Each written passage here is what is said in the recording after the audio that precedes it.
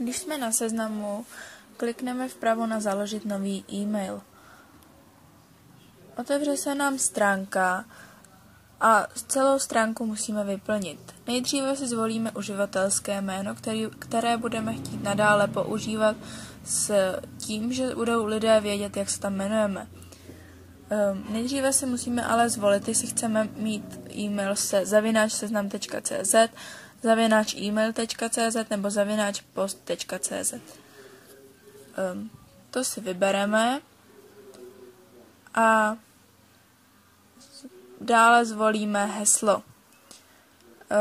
Heslo si zvolíme takové, aby jsme si ho pamatovali a mohlo být použitelné. Heslo opíšeme to samé znovu. Nadále vyplníme rok narození. Já jsem se narodila roku 1999, tak tam napíšu 1999.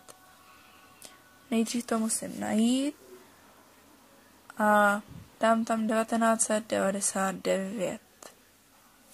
Tak, teď zvolíte pohlaví, jestli jste muž nebo žena. Dále zvolíte kontrolní otázku, která se vám zobrazí, když nebudete vědět heslo. Na otázku musíte znát odpověď, kterou jste zde vyplnili. Já mám třeba nejoblíbenější film nebo seriál a napsal jsem tam The Big Bang Theory. Další vyplníme ověřovací kód, který potvrzuje vyplnění e-mailu. A jako poslední musíme souhlasit s podmínkami pro použití služeb seznam.cz. Nakonec klikneme na založit účet.